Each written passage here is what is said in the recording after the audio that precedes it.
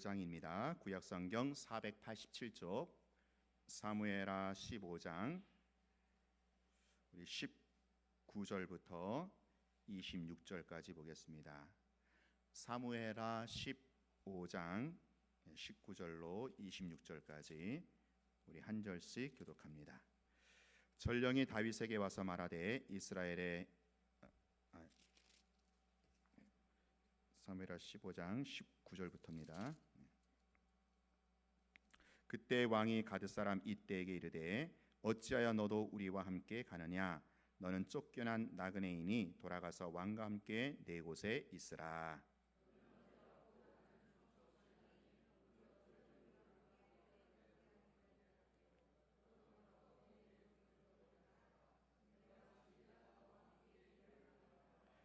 이때가 왕께 대답하여 이르되 여호와의 살아계심과 내 주 왕의 살아계심으로 맹세하옵나니 진실로 내 주 왕께서 어느 곳에 계시든지 사나 죽으나 정도 그곳에 있겠나이다 하니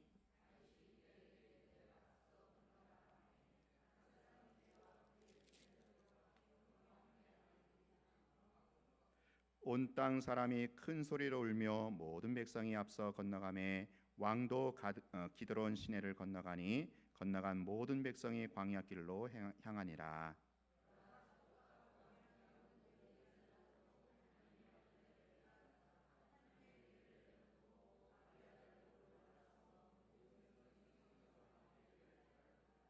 왕이 사도에게 이르되 보라 하나님의 궤를 성읍으로 도로 메어 가라. 만일 내가 여호와 앞에서 은혜를 입으면 도로 나를 인도하사 내게 그 궤와 그 계신 데를 보이시리라. 그러나 그가 이와 같이 말씀하시기를 내가 너를 기뻐하지 아니한다 하시면 종이 여기 있사오니 선히 여기시는 대로 내게 행하시옵소서 하리라. 아멘. 얼마 전에 미국에서 유학하는 제자와 전화 통화를 했습니다. 외국에서 공부한다는 것이 보통 힘든 게 아니지 않습니까? 우선 언어가 통하지 않고요, 낯선 환경도 그렇고 공부에 대한 부담이 엄청나게 압박이 되어 오죠. 무엇보다도 이 재정의 압박이 하루하루 버텨내기가 힘겨울 것입니다. 그래서 제가 물었어요. 그래, 유학 생활이 어떠냐? 뭐가 제일 힘드냐? 그랬더니 이 친구가 하는 말이 이렇습니다. 유학 가기 전에는 언어나 재정 문제가 제일 고생일 줄 알았는데 막상 와서 보니까 가장 힘든 게 인간관계다라고 합니다. 사람관계. 특별히 이 친구가요, 조그만 한인교회에서 이렇게 찬양 사역으로 봉사하는데 그 이제 교회가 작다 보니까 또 한인교회가 이제 많이 또 상처가 있잖아요. 그러다 보니까 계속 부딪히는 그 인간관계 때문에 너무 힘들다고 하소연을 합니다. 여러분, 좀 의외이지 않습니까? 유학 생활 중에 재정이나 언어 문제 이게 아니고 그 사람 관계, 인간 관계 때문에 힘들다고 하는 이 현실이 여러분 혹시 공감이 되시는지 모르겠어요. 하나님께서 우리를 연단하시는 세 가지 그 통로가 있다고 합니다. 첫 번째 통로는 물질입니다. 물질적인 어려움을 통해서 하나님 안에서 부유한 인생으로 이렇게 만들어 가시는 것입니다. 둘째는 육신의 연약함, 질병을 통해서인데요. 약할 때 강함 되시는 하나님만 의지하는 사람으로 연단을 하는 것입니다. 셋째는 바로 이 인간관계, 사람 관계를 통해서 우리를 연단하시고 다듬어 가신다라는 거예요. 사무엘하 7장 14절에 보면 아주 실감나는 표현이 있어요. 뭐냐면 하나님께서 사람의 회초리죠, 인생의 채찍으로 우리를 징계하신다라는 거예요. 먼저 성경에는 사람 막대기 그렇게 표현되어 있습니다. 여러분, 혹시 사람 막대기에 한번 맞아보신 적이 있습니까? 사람 몽둥이에 두들겨 맞아갖고 마음에 피멍이 든 적이 없으신지 모르겠어요. 하나님께서 우리를 연단하시는 첫 번째, 두 번째 통로, 그러니까 물질이나 이 건강 문제는요, 웬만하면 견딜 수가 있다고 합니다. 나만 혼자 힘들고 고통을 내 안에서 삭히면 되거든요. 근데 이 세 번째 통로, 인간관계, 사람 관계에서 오는 고통은요, 이를 감내하기가 훨씬 힘들다고 합니다. 왜냐하면 나 혼자 해결할 수 있는 그런 해결할 수 없는 상대적인 문제잖아요. 이게 관계적인 문제거든요. 그리고 또 정서적이고 심리적인 그런 고통이기 때문에 그렇다라는 거예요. 여러분 요즘에 누구 때문에 힘들어 하십니까?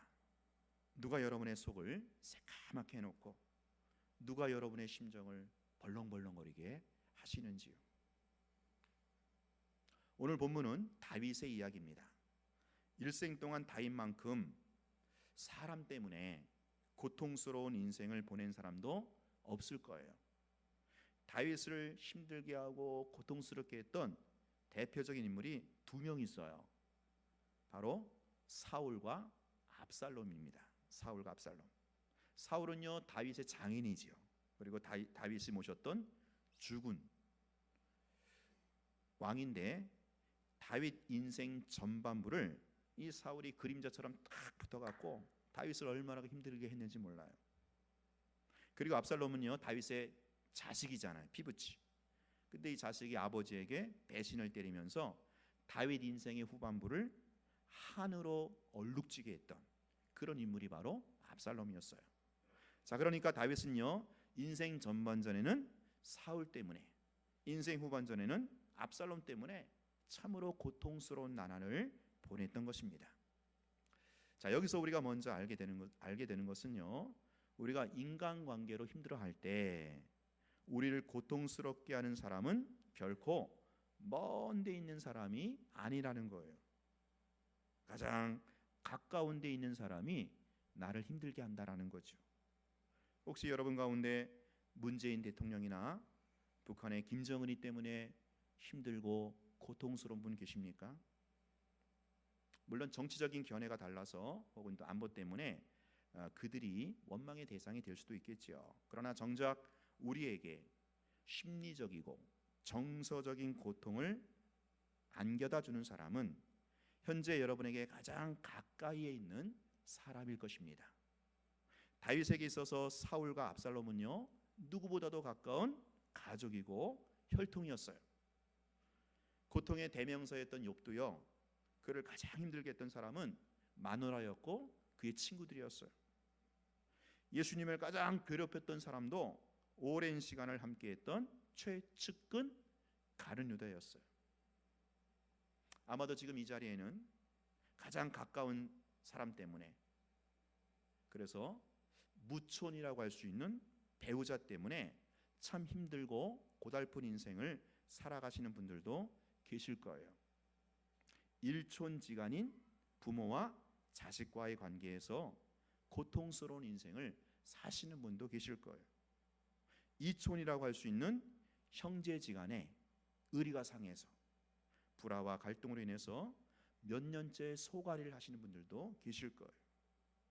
어쩌면 이 같은 교회 내에서, 같은 구역이나 같은 전도회 내에서 암흑의 집사 때문에, 암흑의 권세 때문에 너무나도 고통스러워서 심지어는 교회조차 가기 싫은 그런 사람도 계실 거예요. 우리 가슴을 후벼 파고 애간장을 녹이는 그 힘들게 하는 사람은 다름 아닌 나에게 있어서 가장 가까운 사람이 그렇게 한다라는 거예요. 자, 그렇다면 이렇게 힘겹고 고통스러운 인간관계의 그 줄다리기를 어떻게 밀고 당기면서 밀당을 해야 될까요? 오늘 본문은 다윗이 압살롬과의 그 뒤틀려진 관계에서 비롯된 사건을 말해주고 있어요. 압살롬은요 다윗 인생의 후반전을 참 힘들게 하고 괴롭혔던 그런 사람이었고요. 다윗 인생 전반부를 괴롭혔던 사람이 누구라 그랬어요? 사울, 그렇죠? 사울. 자, 그래서 먼저 다윗이 그 사울과의 그 지긋지긋한 인연을 다윗이 어떻게 밀당하는지, 어떻게 처신했는지를 살펴보도록 하겠습니다. 자, 첫째로 우리가 기억할 것은 아무리 나를 힘들게 하고 괴롭게 하는 인간이라 할지라도 그 사람은 하나님이 쓰시는 도구에 불과하다라는 거예요. 사무엘하 7장 14절에 보면 그 사람의 매, 인생의 채찍이라는 표현이 있어요. 내가 사람의 매와 인생의 채찍으로 징계하려니와. 여러분, 매, 회초리죠. 회초리나 채찍이라는 것은 뭐예요? 인격이 없는 도구에 지나지 않아요. 누군가 손에 들려져야 할 매개체에 불과합니다. 오늘 여러분의 속을 긁고 밥맛 떨어지게 하는 그 어떤 인간이라 할지라도 그 사람은 하나님이 쓰시는 도구에 불과하다. 그렇게 여기시면 이겨낼 수 있어요. 여러분, 그 사람 자체로는 아무것도 아니에요. 그 사람하고 상대하고 그 사람하고 신경 쓸 일이 아니라는 거예요. 나는 인격체잖아요. 근데 막대기, 회초리, 채찍 불과한 그 비인격체와 실랑이를 벌일 필요가 없다라는 거죠. 그렇다고 여러분이 그 사람을 무시하라는 말은 아닙니다. 우리가 정말로 신경 쓰고 염두에 두어야 할 분은 그 사람 막대기와 인생 채찍이라는 도구를 사용하시는 하나님이시라는 거예요. 그 하나님과 신경 쓰고 그 하나님과 씨름을 하시라는 거예요. 사람하고가 아닌 그 사람을 사용하시는 하나님. 나를 힘들게 하고 괴롭게 하는 그 인간을 통해서 하나님이 역사하는 손길이 반드시 있다라는 거예요. 하나님이 그 인간을 통해서 오늘 우리에게, 나에게 말씀하고 싶은 메시지가 있다라는 거예요. 그거 우리가 붙잡으면요 이겨낼 수가 있는 거예요. 사랑하는 여러분, 자, 그렇다면 하나님이 인간을 도구로 사용하시는 데는 어떤 목적이 있을까요? 그 목적이 무엇입니까? 그것은 바로 나를 연단해서 나를 하나님의 사람으로 온전하게 빚어가기 위함이다라는 거예요. 하나님께서 다윗에게 사울이라는 막대기를 붙여주신 목적은요 뭔지 아세요? 정작 다윗 자신을 훈련시키기 위함이었다라는 거예요. 여러분, 어떤 훈련인지 아십니까? 사울이라는 인물이 보여주는 캐릭터는 뭐예요? 시기와 질투의 화신이에요. 사울은요 평생토록 비교와 열등의식으로 인해서 참 그의 인생을 비참하게 살았어요. 그런데 하나님께서 그러한 사울을 다윗 옆에 딱 찰거머리처럼 붙여주신 목적이 있어요. 그게 뭐냐? 다윗 내면 안에 숨어있는 다윗의 시기 질투심을 제거해서 연단해서 장차 이스라엘의 진정한 왕, 모델 왕으로 준비시키기 위함이다라는 거예요. 짐 에드워즈가 쓴 세왕 이야기에 보면 다윗에게 있어서 진짜 대적은요 사울이 아니라 다윗 안에 숨어있는 내부의 적이라는 거예요. 다윗은요 사울이라는 외부의 대적을 통해서 자신 안에 있는 내부의 대적, 시기와 질투를 처리해야만 했다라는 거예요.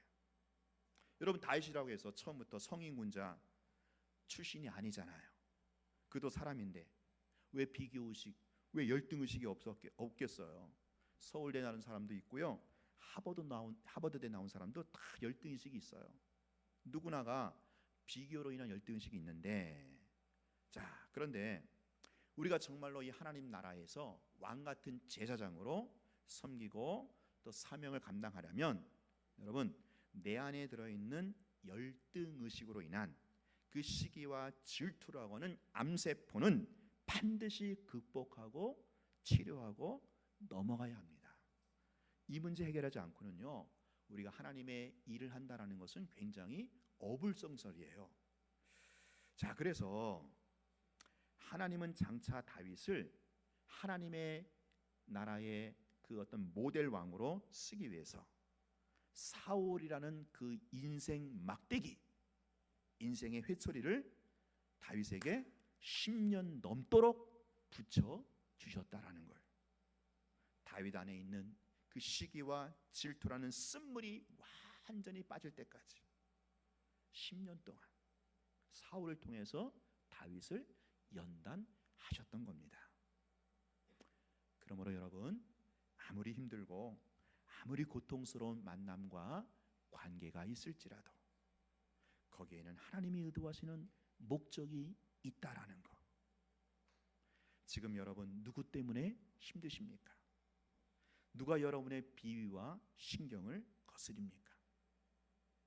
혹시 상대방의 문제가 아니라 정작 내 안에 숨어있는 어떤 기질적인 연약함, 상대방에 있는데 나에게 없는 거, 그것 때문에 혹시 힘들고 괴로운 것은 아닌지요?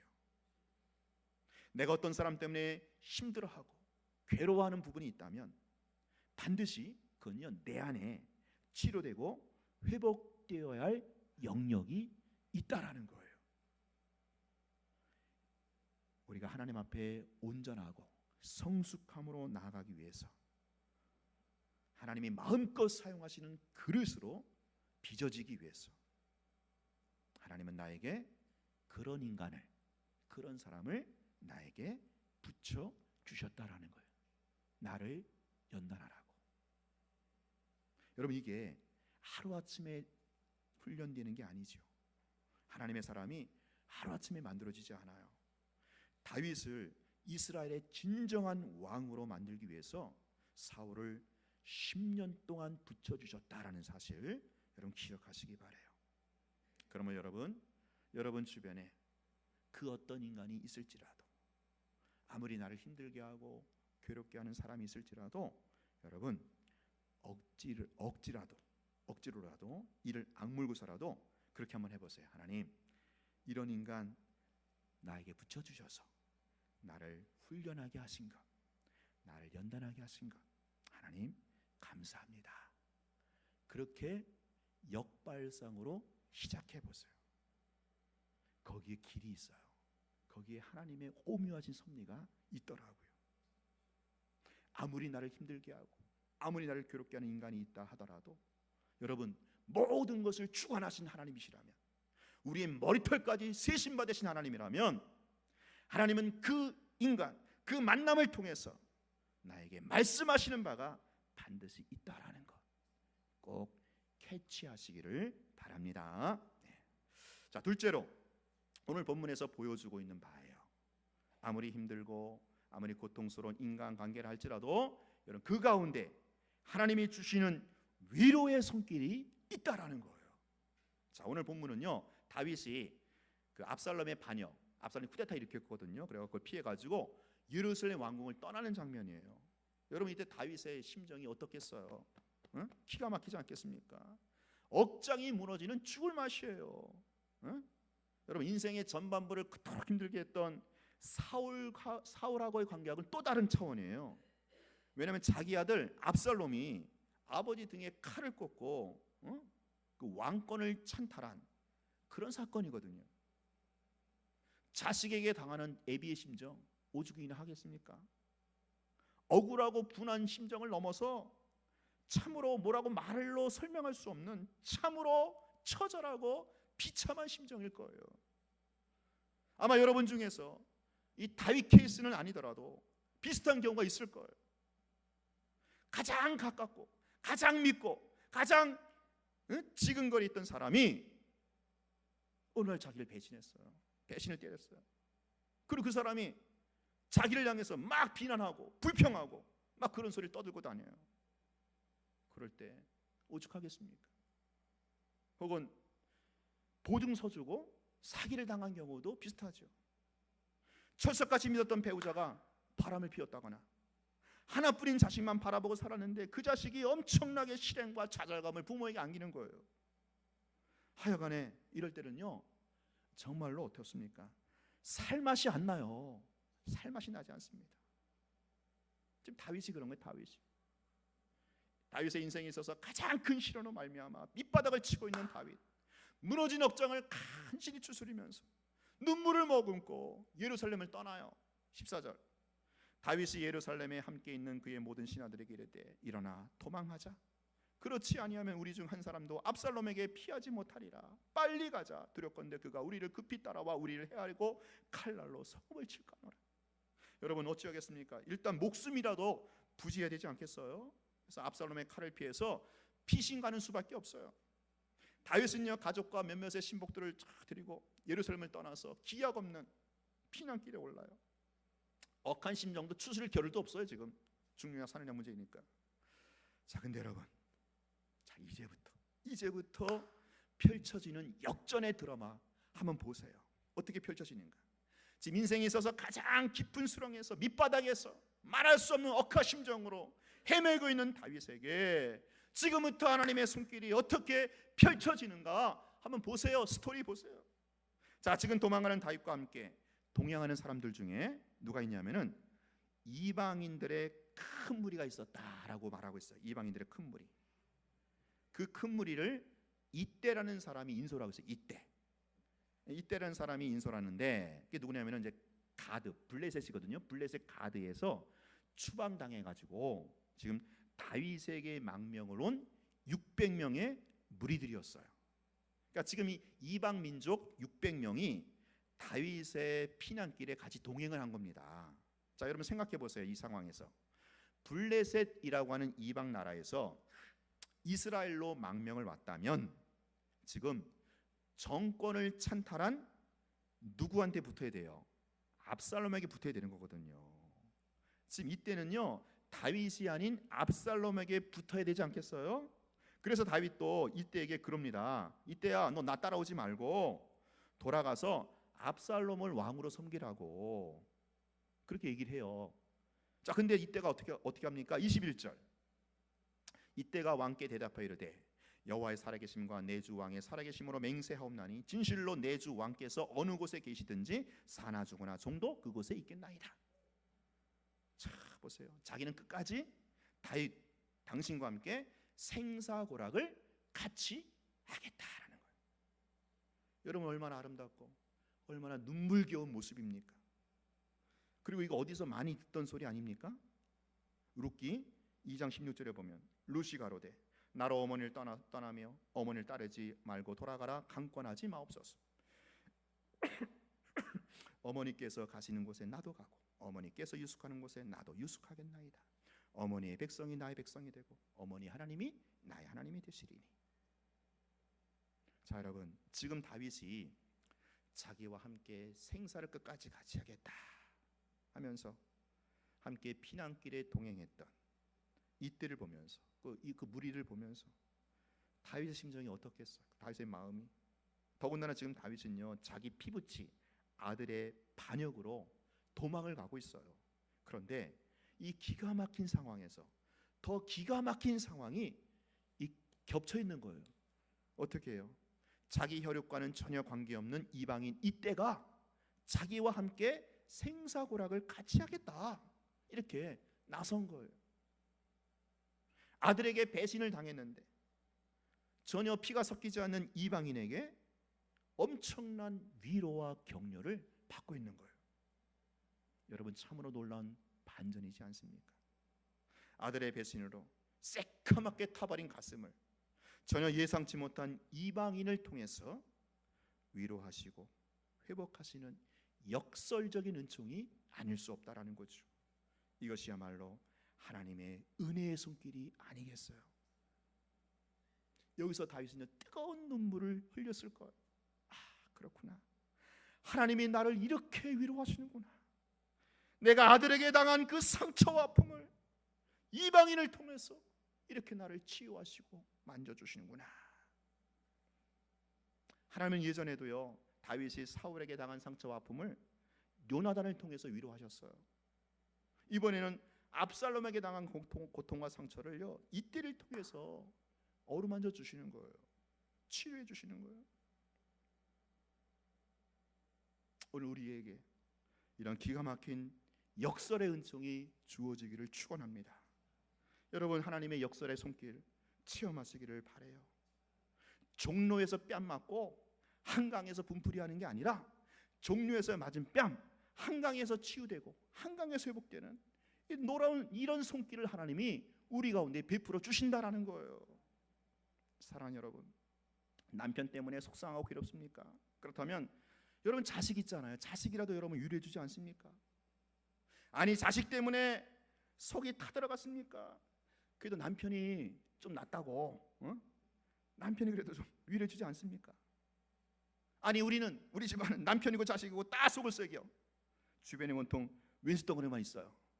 그렇다면 집 밖 가정을 넘어서 그래도 같이 수다 떨고 같이 마음이라도 털어놓을 수 있는 아줌마 아저씨 있잖아요. 교회 식구 구역 식구 있잖아요. 여러분 잘 생각해 보세요. 여러분하고 직접적인 관계 없는 사람이라 할지라도 그 사람을 통해서 위로하시고 만져주신 손길이 반드시 있다라는 거예요. 이게 우리의 삶이 늘 겹쳐 있다라는 거예요.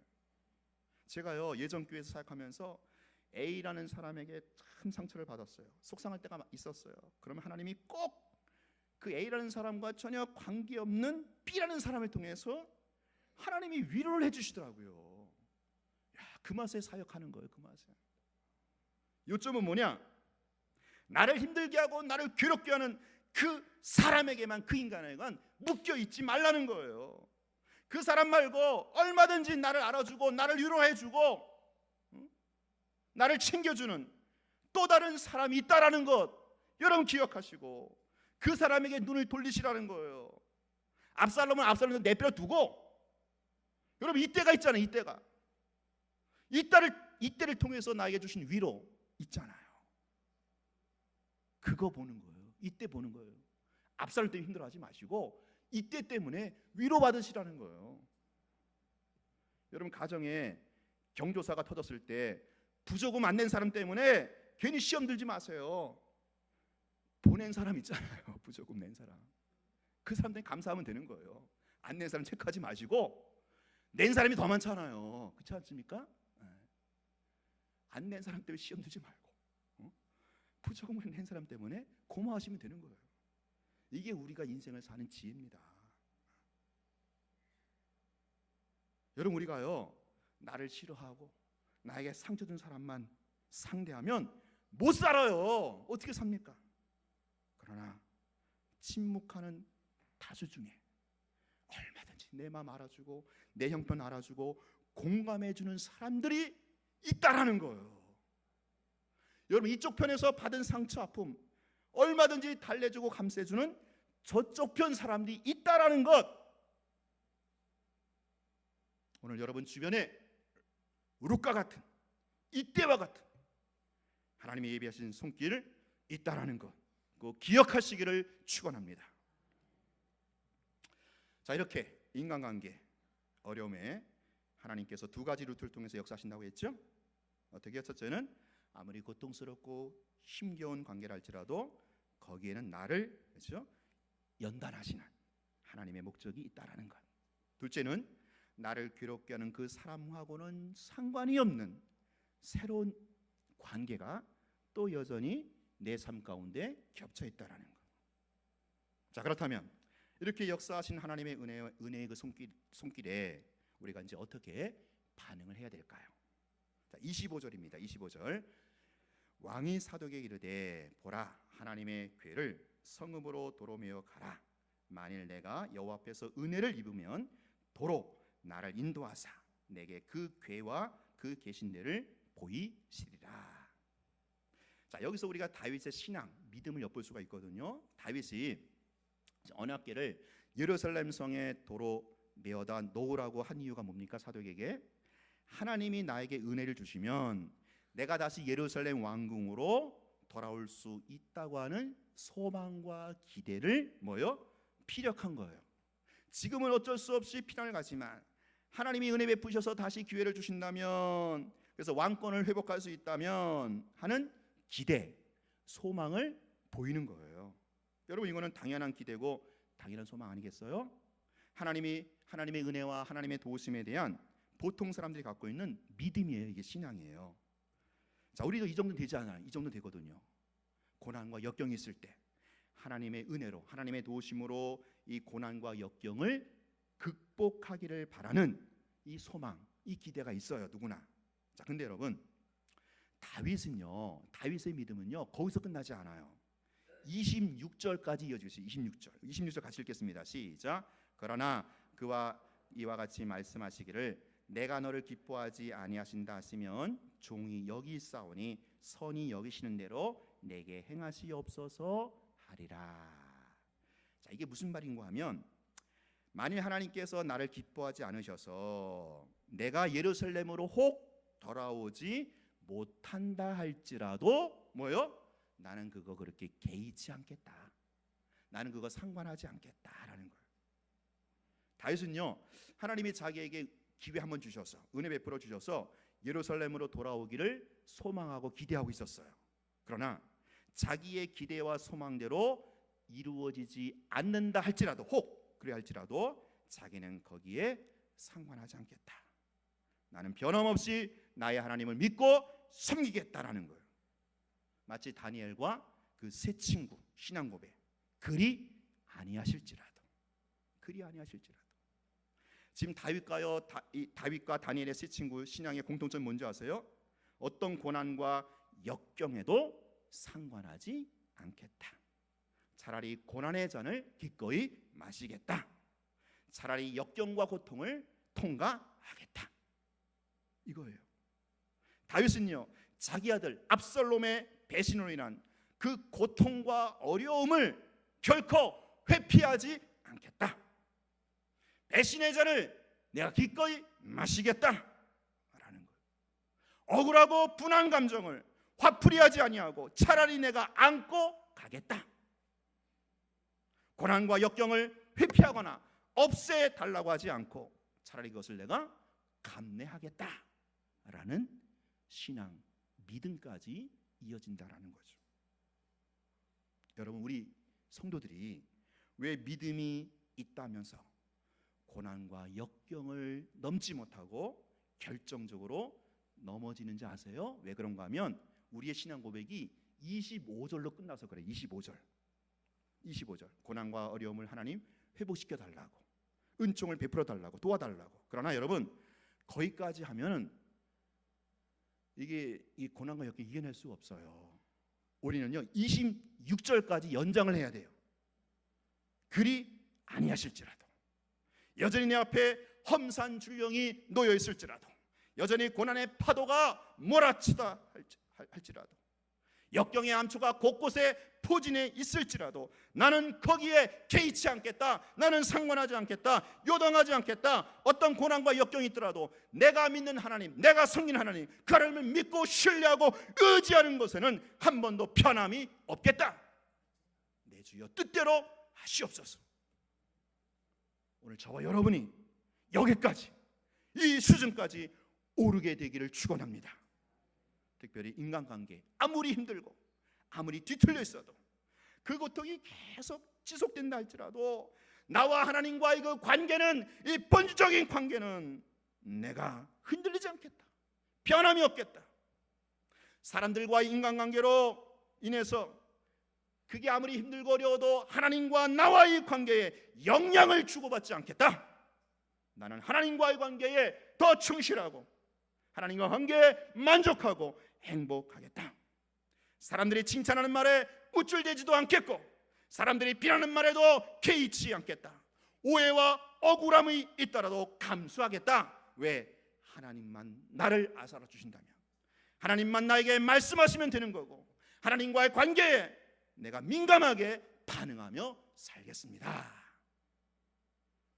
사람들과 관계가, 인간관계가 아무리 속상하고 아무리 힘들더라도 내가 하나님과의 관계에 더 충실하고 더 족하며 거기에 붙들려 살겠습니다 라고 하는 그 수준까지, 그 자리까지 나아가기를 하나님이 우리에게 원하시는 거예요. 그런 방향으로 자꾸 여러분 밀어가시는 겁니다. 사랑하는 여러분, 그래서 제가 결론적으로 말씀을 드려요. 우리가 인간관계, 사랑관계 때문에 참 속상하고 힘들 때마다 거기에는 반드시 나를 연단하시고 나에게 말씀하시는 하나님의 목적이 있다는 것 우선 기억하시고요. 둘째로, 전혀 다른 제3자를 통해서도 얼마든지 위로의 손길이 있음을 감지하시고요. 그리고 여기서 끝나지 마시고요. 그리 아니하실지라도 나는 상관이 없습니다. 나는 초월하겠습니다. 왜? 하나님이 살아계시고 하나님이 알아주시니까. 그래서 여러분, 제가 이 시간 꼭 드리고 싶은 말씀이 있어요. 여러분, 너무 인간관계에 매여 있지 말라는 거예요.